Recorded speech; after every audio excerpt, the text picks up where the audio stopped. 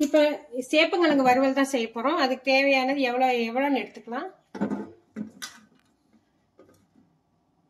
1/4 kilo எடுத்திருக்கேன் சேப்பங்கிழங்கு. இதை நம்ம நல்லா அலசிட்டு வேக வச்சுக்கலாம்.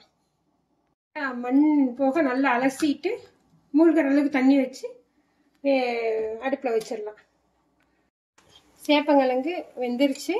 இதை ஆஃப் பண்ணிடலாம். சேப்பங்கிழங்கு வேக வச்சு உடனே நம்ம தோல் இருக்கக்கூடாது. நல்லா கொஞ்சம் கூலானவனே நல்லா பச்சை தண்ணியில் நல்லா 2 டைம் அலசிட்டு கொஞ்சம் கூலானவனே அதுக்கப்புறம் உரிச்சு இது மாதிரி ஸ்லைஸ் மாதிரி கட் பண்ணி வச்சுக்கலாம். இப்போ எண்ணெயில் பொரிச்சு எடுக்க போகிறோம். இப்போ இந்த சேப்பங்கிழங்கு கட் பண்ணி வச்சதை போட்டுடலாம்.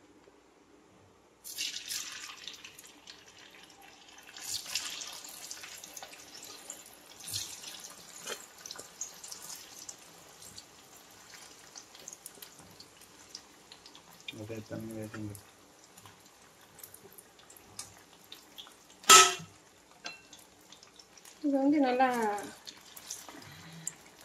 ஃப்ரை ஆகிற வரையும் பண்ணிக்கலாம்.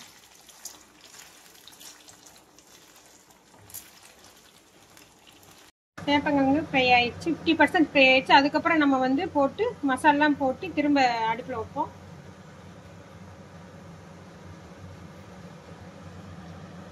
கிழங்குக்கு வெள்ளை பூண்டு, இஞ்சி பல்லு, சோம்பு போட்டு நம்ம அரைச்சி அதோட விழுதை சேர்த்துக்கலாம்.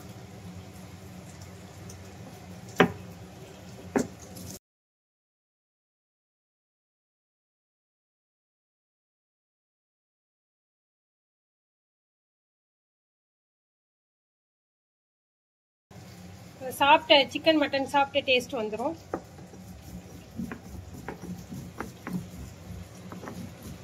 இதை எடுத்து அந்த இதோட நம்ம வறுத்து வச்சதோட மிக்ஸ் பண்ணிக்கலாம்.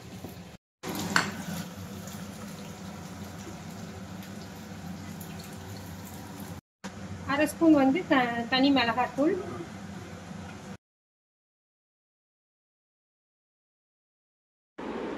அரை ஸ்பூன் மஞ்சள் தூள்,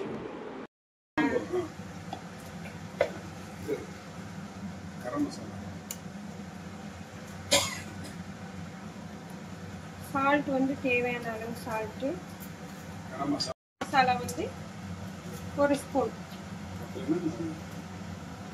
பண்ணி அடுப்பில் வச்சு சிம்மில் வச்சு அப்படியே ஃப்ரை பண்ண போகிறோம்.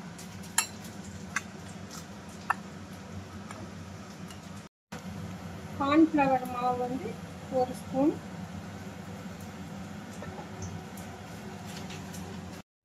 மைதா மாவு 1 ஸ்பூன். அவ்வளோதான். 10 நிமிஷம் நல்லா மேரினேட் பண்ணி ஊறட்டும். ஊறினவுடனே நம்ம சிம்லேயே வச்சு வறுத்துடலாம். இப்போ அந்த ஊறிடுச்சு. இதை அப்படியே சிம்லேயே அடுப்பில் வச்சு போட்டு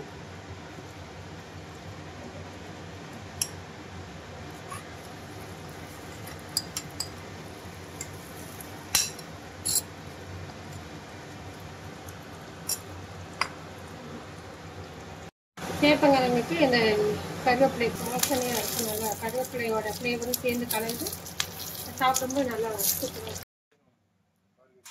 இது சிக்கன் 65 மாதிரி இருக்கு. சிக்கன் மட்டன் டேஸ்ட்ல இருக்கும். சேப்பங்கிழங்கு வறுவல் செஞ்சாச்சு. இப்போ பார்க்க பாருங்களேன், எறா ஃப்ரை மாதிரி இருக்கு. ரொம்ப டேஸ்டா இருக்கும்.